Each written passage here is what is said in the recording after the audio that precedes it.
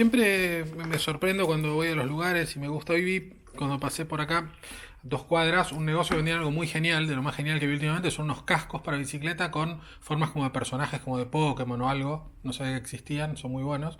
Me hubiera gustado comprarme uno, pero no sé casi andar en bicicleta, entonces aparte del casco hubiera pensado toda una armadura para cuando me caigo, ¿viste? No fracturarme. Vos tenés como una experticia en bicicleta, no sé en tu caso, ahora me contarás. Me gustaría saber cómo se hace en verano. Siempre tengo la pregunta de la gente que veo en verano pedaleando, pedaleando, es un calor de morirse. Llegás a un lugar a trabajar de algo, suponete, y qué pasa con esa situación de estar muerto de calor, bicicleta y trabajar después todo el día. En verano no se anda en bicicleta. No se anda en bicicleta. No, para mí hay un momento que es cuando empiezas a transpirar que dejas de andar. Ah, mira, está bien. Un criterio muy Empezás a andar razonable. en invierno. O sea, en invierno es el momento para bicicleta. Ah, mira. Sí, de hecho, si vos vas a Europa, que se usa mucho la bici, Claro. la usan con lluvia y todo, Sí, pero mayormente no hace calor en la mayoría de los países. claro. Vos cuando acá superás los 30 grados, Sí, es si no una bañás, es un pesadilla, asco. claro. Sí, sí. Hay gente que se baña, por ejemplo, pero yo no. Bien. ¿Vos tenés algún tipo de relación así más o menos razonable con las bicicletas? Memorias de infancia. Mira. Así como estás está bueno porque... perdón, Veranos sí. de bicicleta, pero claro, Ah, mira. otras latitudes, otros climas. ¿En dónde? Perú. Perú. ¿De Lima? De Lima, en una zona que antes estaba desligada de la ciudad y ahora ha sido desbordada por ella, devorada por todo el error de la modernidad. Mira. ¿No? Lima es una gran, inmensa barriada, lo cual no quiere decir que no haya dinero, al contrario, sino que no hay una urbanidad. Es parte del desastre generalizado. Ustedes los argentinos no saben de qué se quejan. Ah, ¿no? No, Decís que estamos lejos todavía del desastre máximo posible. pues sí. Bien. A mí me Mucho más pareció lejos de lo que de lo que creen, pero creemos. eso tiene que ver también con la cultura de la queja y que es parte de la identidad nacional, ¿no? Sí, yo siempre sostengo que se puede estar peor, claramente, infinitamente, ¿no? Pero bueno. Eso siempre. La última vez que estuve en Lima me llamó mucho la atención, ahí en la parte donde está la barranca y todo esto con el mar, que es tan lindo, que había gente que alquilaba una especie de parapentes y te llevaban a andar en parapente, pero por arriba de la ciudad le pasaban como muy cerca de edificios, hay un shopping ahí, Sí. es como una Miraflores. cosa de eso, muy como de riesgo, pero era como pasaba muy cerca, ¿viste? Está bueno. Claro, hablábamos de la cultura de la queja bueno, de Buenos Aires, que es lo que conozco. En el Perú hemos aprendido a hacer de la necesidad virtud. Yo siempre digo, es el más peruano de los talentos. Lo cual es lógico, porque durante centurias solo hemos tenido necesidades. Y entonces, con el tiempo hemos aprendido a productivizarlo. Entonces, hay una cierta sabiduría en ello. Preséntate, por favor.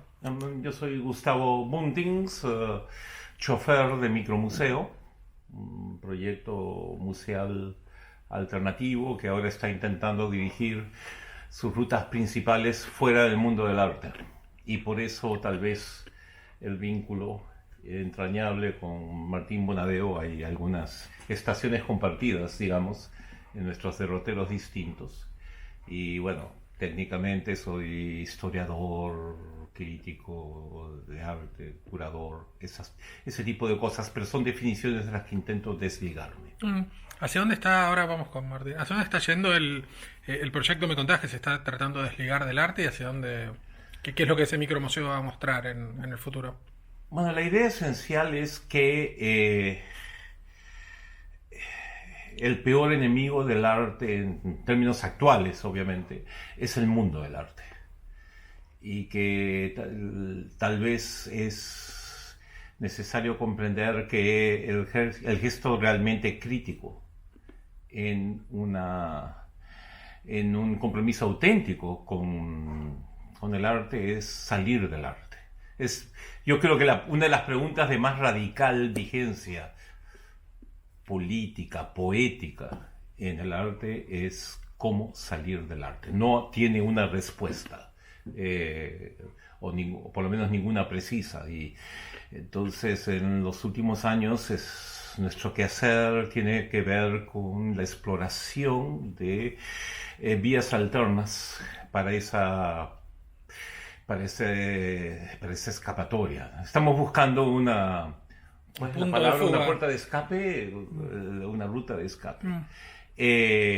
Y nos importa entonces sacar al arte de este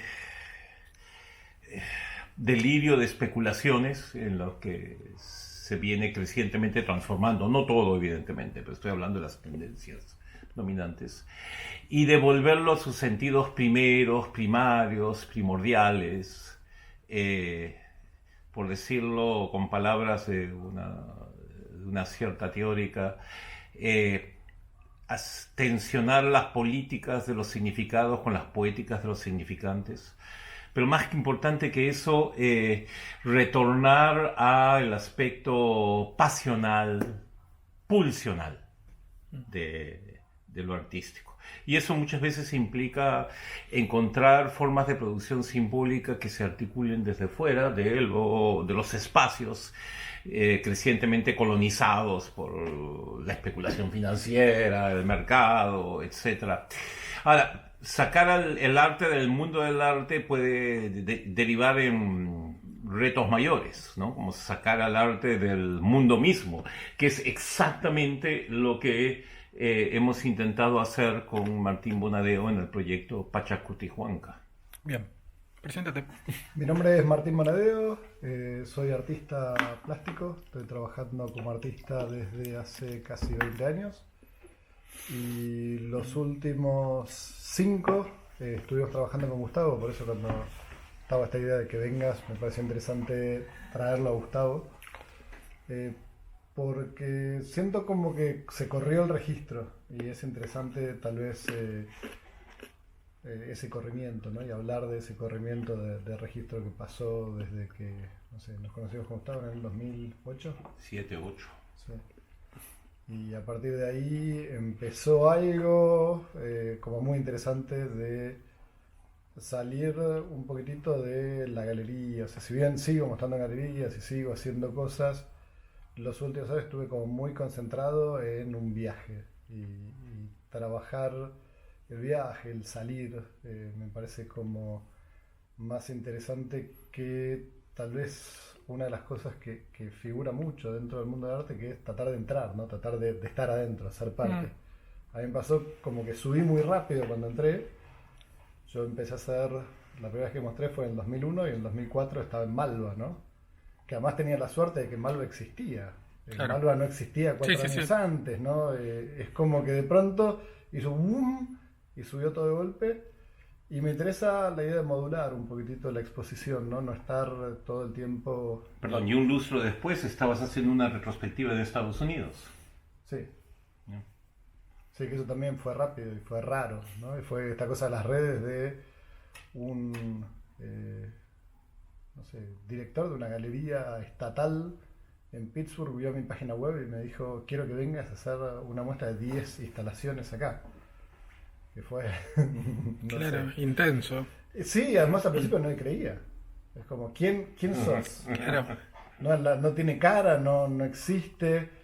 Acá de... Era phishing, ¿viste? Estaba Sí, tratando de sí, sacarte sí. alguna cosa que es demasiado bueno para ser verdad, claro. Es que pasa eso. Y ahí cuando surgió esa muestra, yo lo había conocido a Gustavo hace poquito y efectivamente llevó 10 instalaciones juntas, ¿no? Yo hasta ahora siempre hacía de a una, y casi todo mi trabajo es específico para el sitio, con lo cual me hizo hacerme un montón de preguntas de si esta obra la hice en Malva o esta obra la hice para el Si San tiene Martín. sentido mostrarla en un ¿Tiene lugar que no sentido? sea el lugar para el que fue hecha. Y el tipo me reprodujo Malva dentro de su galería. Ah, está re loco. Sí, Mirá. sí, fue muy interesante, fue muy raro. Además, había como unos Gallery Nights donde se inauguró la muestra y fueron 10.000 personas el día de inauguración. Claro. Yo quedé exhausto, ¿no? Instalaciones con de pronto 50, 60, 100 personas adentro de la sala. Cuando yo estoy acostumbrado a los caudales de Buenos Aires, ¿no? Claro, Que son sí. 3 8 personas. en toda la Que muestra. son todos los Claro. mismos y de pronto vas otro día y decís, hay 8, son los mismos. Claro, sí, sí. ¿No? Están Entonces los 8. fue muy interesante eso y el tipo financió todo menos un libro y justo estaba la posibilidad esta de mecenazgo que abría ese año y presenté y entró, hicimos un libro. ¿Qué es este que me diste? No. Ah, este es otro. Bien. Este, Ah. no. que también te puedo dar. ¿Qué Dale. te doy? Sí, podemos, esto me puedes dar y podemos sortear uno si querés después. Dale. Alba Mágica. Que Bien. este libro básicamente tiene esas 10 instalaciones y tiene 30 en total, que son las primeras cosas que... El concepto de abre fácil de las cosas está volviéndose raro, ¿no? Digo, viste, que es como, ¿no? ¿Cómo haces para abrir esto sin una cosa externa a tus manos? Y es básicamente imposible. Después lo vamos a abrir con una yo herramienta. tengo una técnica. ¿Sí? de- ¿Recordás los CDs que eran como una Sí, pesadilla? bueno, es eso, es el Claro.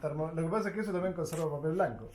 Claro. Por no Sí, oxigenarse. todo no se puede, claro. O sea, Se me ocurre que al ser esta una conversación a la limón, ¿no? Valdría tal vez la pena narrar muy brevemente la anécdota de nuestro primer encuentro. opa. Contame primero qué significa la limón, porque tu Es término me parece es un término genial, pero taurino, no. Taurino. muy de mucha casta en la lengua castellana.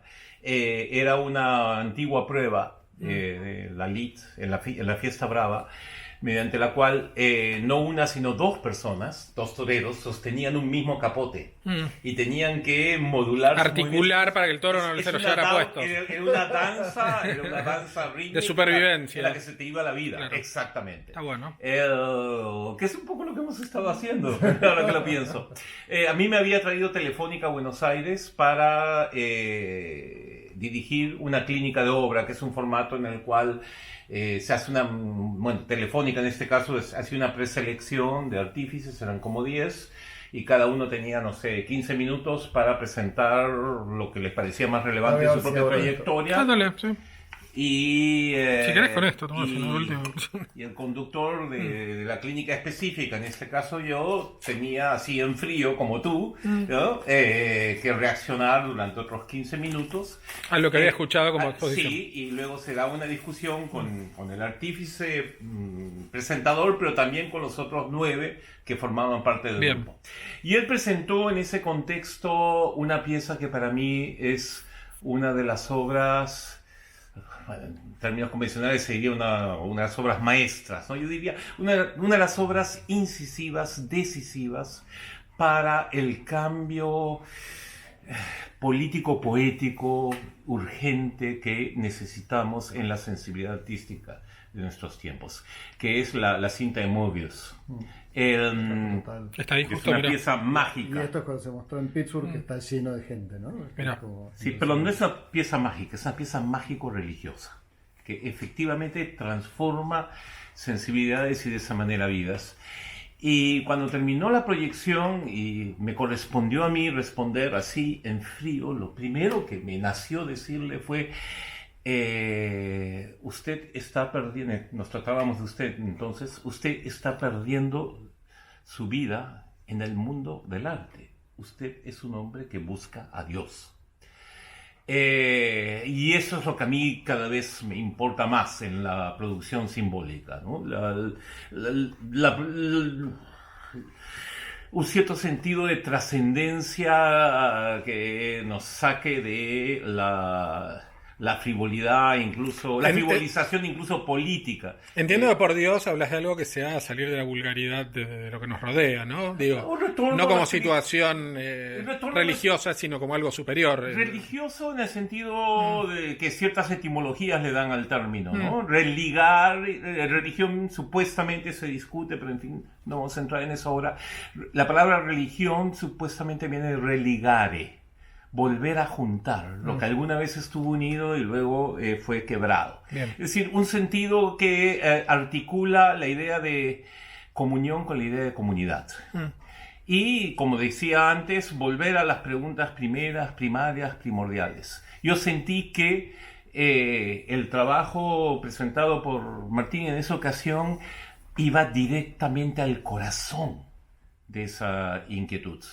Y hizo precisamente palpitar mi corazón, y como también decía antes, cada vez más lo que me importa es volver al compromiso emocional con la imagen y con la producción simbólica en el arte. Martín se quedó con esa frase y un par de años después, cuando surgió la posibilidad de la retrospectiva en Pittsburgh, me me honró pidiéndome que yo haga uno de los textos, el más largo tal vez del libro. Y eso me obligó a sumergirme en su trabajo y allí se fortaleció un vínculo que luego, cuando él hizo una exposición en una galería en Lima, me llevó a a sugerirle que me acompañe en una serie de peregrinajes sucesivos que yo he venido haciendo desde mediados de los años 2000, de la primera década de este siglo, hacia una zona muy perdida de los Andes peruanos, donde un cura salesiano italiano, místico, delirante, ha logrado en 40 años lo que ni Estado ni mercado soñaron en 200 años de vida republicana. Y lo ha hecho a través precisamente del arte. Él ha sembrado un rosario de escuelas de artes y oficios con una estética tal vez cuasi renacentista, por decirlo así, pero lo que más me interesa es que tiene una estética, una ética medieval del trabajo de taller, con aprendices, El oficio con maestros, y esa cuestión, claro. la cosa colectiva, anónima, y con una espiritualidad paleocristiana, donde el discurso católico se vuelve a articular con la adoración a la naturaleza. Hay una cosa también importante, pues más adelante yo visité esos talleres, y a mí lo que más me llamó la atención de esta gente es que vos ahora estás visitando un montón de talleres de artistas. Y yo es algo que hago regularmente, ¿no? Ir a los talleres de otra gente. Y lo que me encuentro es gente bastante disociada de estar acá, ¿no? Gente que está más en internet, suena un celular, aparece una alerta de algo, ¿no? Y es poca la gente que está trabajando con las manos alineado aquí y ahora, ¿no?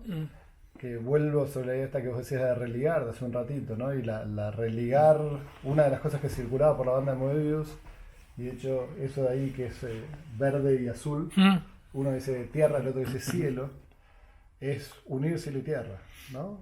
Antes estaba el caos y después estuvo Urano que contiene a Gea, el cielo conteniendo la tierra, y hay una cosa de esa unión que no la tenemos, ¿no? Y que en las ciudades, yo acá justo estoy en un lugar alto, ¿no? Entonces se ve bastante el cielo, Sí. pero en las ciudades es bastante raro ver el cielo. Vos en las estrellas no las ves casi nunca. Ahora por ahí empiezan a aparecer más cosas somos más conscientes de los eclipses, por ejemplo, que durante un tiempo, no sé, yo tengo 43, durante 40 años nadie habló de los eclipses, ¿no? Sí, igual ahora el chiste del eclipse es que ven y sacan una foto, después la Bueno, suben en una no red. importa por qué. Raro, pero bueno, sí ponen un significado pero distinto. por lo menos miran al cielo un rato. Claro. Si no miramos así, ¿no? Estamos todos así, todo el tiempo, ¿no? Así, y haciendo esto. No, por ahí es un cielo nuevo, ese andás a ver, ¿no? Para los que lo miran así, digo. Sí, pero. Sí, claramente, sí, para mí, pero digo. Cuando, todo el trabajo que hicimos con Gustavo es un viaje. Para mí lo más lindo de los viajes es mirar por la ventana. Eso es lo que yo siempre le digo a mi novia, y cuando empecé este proyecto el concepto era, me gusta mirar por la ventana, o sea, Bueno. conceptualmente y realmente, ¿no? En Es ese decir, caso, quedar la ventana. entrar y mirar y después retirarme, ¿no? Sí. Nuestro planeta, o nuestra planeta como dicen los originarios, que es Nena, nuestra planeta, viaja por el cosmos a toda velocidad siguiendo claro. el Sol, y la ventana es el cielo. Y ese cielo en, no sé, los 70, 80, 90, no, ahora justo estuve con Le Parc la semana pasada, 90 y pico de años que puede llegar a vivir en el mejor de los casos, se mueve muy poquitito lo que vemos. Hay cosas que se mueven todo el tiempo, ¿no? Las constelaciones del zodíaco se mueve todo el tiempo. Sí, nosotros que Los rotamos a una planetas se velocidad mueven. loca y no nos damos ni Nosotros cuenta, rotamos claro. todo el tiempo. Vos Está abrís todo una- quieto, pero abrís no una estamos cámara quietos. un ratito y haces esas Claro. fotos de Diasparra que son un barrido Total. alucinante, y depende de dónde lo hagas, el barrido es distinto, ¿no? Y no somos conscientes de ese movimiento y estamos como mirando otra cosa. Y hay una parte de ese mirar que cuando Gustavo me empezó a invitar, a ver, yo hice una muestra que fue en el 2012 en la Galería de Lima. Puede ser. Me invitaron de una galería a hacer una muestra de galería típica que estaba muy bien, interesante, todo ¿En qué galería? en una galería llamada Wu. Ah, mira, sí, Frances sí, Wu. claro, que es China la dueña. Sí, o sí. cuál. Ah, ¿la conoces? Sí, claro, sí, sí, sí. Bueno, Personaje, es un pañuelo. es un personaje particular. Bueno, Ya. así era un personaje Temperamental. bastante particular. Fue muy interesante Mira. trabajar con ella. También lo interesante es que me llevó María Iovino, que es la que escribió el otro texto de este libro, que es colombiana. También fue raro hacer este libro y que las dos personas que escriban por carambolas del mundo no son personas de acá. Mm. ¿No? Que eso fue algo que no fue decidido ni deliberado, sino que tuvo que ver con gente que me interpeló en un lugar que me interesaba, ¿no? Y María me invitó a esta muestra y que iba sobre el cielo y se llamaba El cielo es una esfera que nos contiene. Mm. Y tenía, no sé, por ejemplo, en la parte de afuera de la galería había un reloj de sol en Lima en invierno, que yo Y no cada hay vez que sol. voy en Lima en invierno voy los últimos 6 años, entonces era un reloj de sol que nunca iba a marcar la hora. Entonces era como, bueno, miremos Era el cielo conceptual. y miremos lo que pasa en el cielo, ¿no? Y Gustavo me dice, quiero que vengas a un lugar situado en Barranco, que es el barrio de las galerías cool, sí, sí, sí. ahí, que es el lugar a donde estos artesanos, que a los que se refería hace un ratito, tienen su showroom. Su escaparate en castellano. Ah, mira. Y fui ahí, que también me dijo, tenés que irte a la inauguración, y yo dije, no, pará. Ah, no tenés que ir a la inauguración, de hecho, a tu propia inauguración, pero bueno. Claro, yo estaba en mi inauguración, así que está Yo lo bien. estaba sacando del mundo del arte Sí, claro, para claro. llevarlo al arte. Entonces terminó, me dice, quiero que vengas a ver esto que es muy especial. Voy y me encuentro con un montón de obra sacra. Me encuentro con un montón de, no sé, vírgenes y crucifijos y cosas Claro. que digo, no me interesa. Y Gustavo me dice, no, pero no mires el contenido, mirá las manos que lo hicieron. Ujú. Y pensá, no sé, justo, por ejemplo, ese árbol de ahí no lo hice yo. Ese yo le di las referencias a alguien que tornea madera Sí, claro. y lo hizo otra persona. Y de hecho esa otra persona contrató a su vez a otras personas, ¿no? Los artistas hoy trabajamos mucho con otras manos. Y me dice, ¿por qué no pensás en vez de trabajar con las manos que trabajas siempre, trabajar con estas manos? Me Pero, parece- perdón, que omitimos decir qué son esas manos. Ah, sí. Las escuelas de artes y oficios a 3.000, 3.500, 4.000 metros de altura que estos delirantes salesianos han sembrado, acogen a los más pobres de los pobres, generalmente hijos de pastores de altura, etc. Y transforman sus vidas Voy a traer algo. con un concepto que podría resumirse con la locución latina ora et labora. De hecho, uno de los lugares principales que ellos han fundado tiene el nombre laboratorio. Claro, por Pero- lugar en que se trabaja. Sí, pero le hacen una intervención gráfica que subraya la articulación de dos palabras en ese término: labora y orar. Claro. Entonces, esa recuperación de un sentido de entrega, de compromiso espiritual con la creación de la imagen, a mí me pareció particularmente poderoso, pero además tiene un discurso social y Claro. político. Sí, sí, total. Porque le da un oficio y hace de lo que era una de las zonas más paupérrimas de un país con todos los problemas que sabemos, como es el Perú, le dio una prosperidad distinta. Hoy allí hay un conglomerado de producción de arte sacro y de muebles de alto diseño que se exporta a Estados Unidos, a Italia, y se ha transformado la economía material, pero sobre todo la economía espiritual de esas comunidades. Hay gente sin ninguna posibilidad a alguien que está haciendo algo que está buenísimo y que le permite pero además hay una desarrollarse de lógica- muchas maneras, claro. Hay una lógica que es, una persona nace en ese lugar, que es como Suiza paisajísticamente, o sea, es un lugar impresionante, con unos nevados impresionantes, y empieza a ver las luces de la ciudad, entonces se va de ese lugar a lo que en Perú llaman una barriada, que es como una villa Sí, miseria. claro, una mini casita horrible en el medio de una Nada, en ciudad medio de la arena, que no claro, tiene sí, ni sí, sí. agua, ni cloaca, ni nada. Sí, Trabajar un cambio de vendiendo calidad de vida celulares, ridículo, o- claro. Y Claro. viajan 2 horas de ida para entrar en Lima y 2 horas de vuelta para salir. Claro. Y cuando ven que eso no es, vienen a Buenos Aires también, ¿no? Entonces, hay toda una lógica Claro.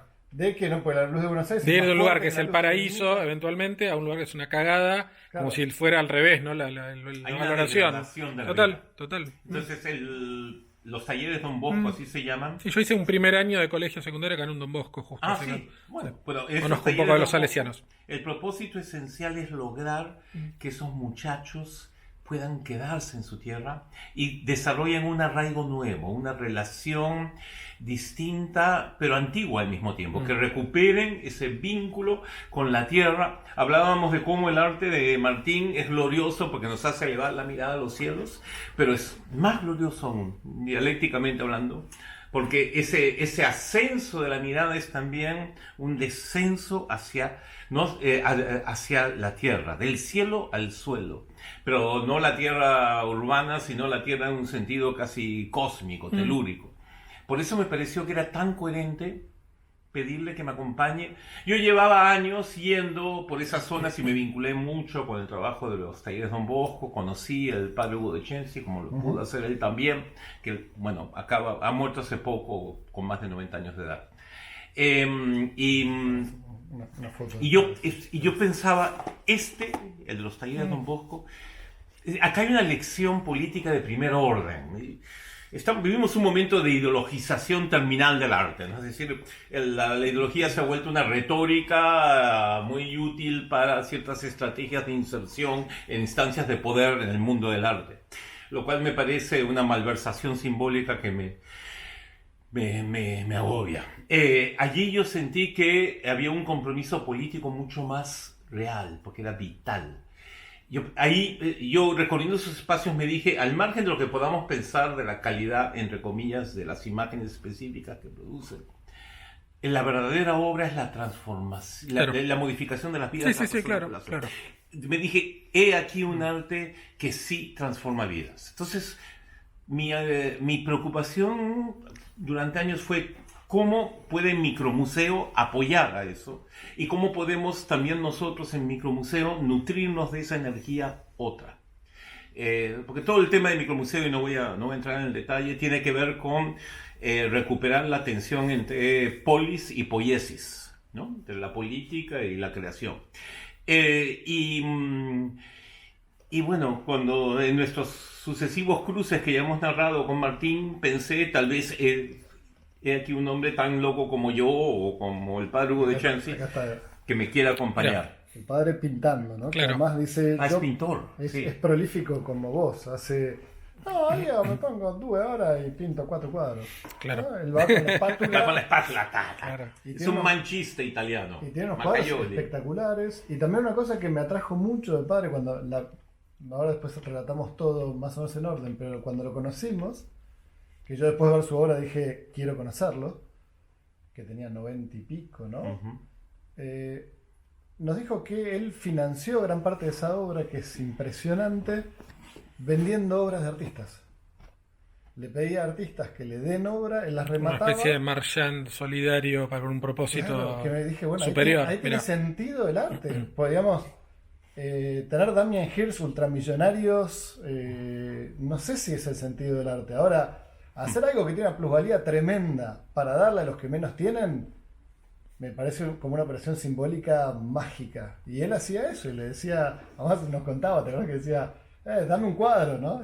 Y el artista le iba achicando la mano. Pequeño cuadro, claro.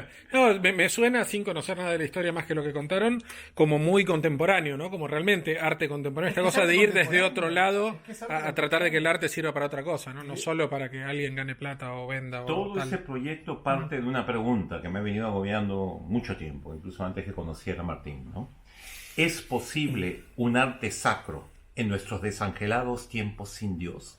Es decir, ¿es posible que en términos contemporáneos podamos volver a una idea de la sacralidad en el arte sin caer en una retórica convencional de lo religioso? Y pensé que Martín era una de las personas que podían dar respuestas incisivas al respecto. Yo tengo dos preguntas, una para los dos y una para vos solo. ¿Cómo haces? Supongo que trabajás con arte contemporáneo, además de este proyecto y todo, con artistas, con el sistema del arte, galerías y Yo soy tal. el curador del Por eso. envío a Venecia de este año. Bueno, por eso. O sea que- Del ¿Cómo- envío peruano, sí, yo curé Envío la muestra peruano a Venecia, peruana en bien. Venecia este año. ¿Cómo haces para esas dos personalidades, esos dos carriles de tu personalidad, llevarlos sin que estalles o implosiones de alguna manera? O sea, la cosa de buscar algo más interesante y la cosa de trabajar, vivir, ¿no? Con el sistema tal cual está. Digo, lo ideal y lo real y cómo compatibilizas eso en tu cabeza ¿Cómo sin resuelvo mi una CB. esquizofrenia? Sí, sin una CB, Bueno, básicamente. tengo una ventaja que es también una predeterminación. Yo soy Géminis Mm. y por lo tanto este tema de la multipartición de intereses y de vidas está cósmicamente Preseteado, está bien. predeterminado. Mantengamos la Me dignidad gusta de porque la noble le lengua gusta de el Cervantes. español y el otro lo deja. Sí, bueno, o me gusta también el inglés y me gusta el quechua, pero cuando hablamos un idioma, hablemos ese idioma, ¿no? ¿Para En fin, qué sirve el arte?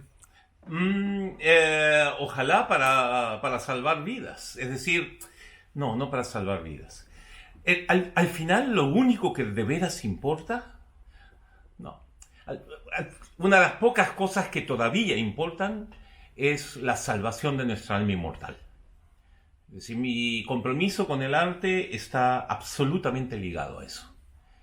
E incluso cuando me veo obligado a involucrarme con los aspectos más mundanos del arte, ese es un horizonte muy presente en mi conciencia de lo que estoy haciendo y ojalá sea también visible desde fuera. Creo que es un error. El arte se ha vuelto una profesión cuando no una industria. Es decir, todo empezó a podrirse, como dicen acá en Buenos Aires, cuando el arte se integró a la industria cultural. Yo creo que tenemos que poner en reversa ese mecanismo y, como decía antes, retornar a sentidos previos de lo que implicaba el compromiso con la producción simbólica.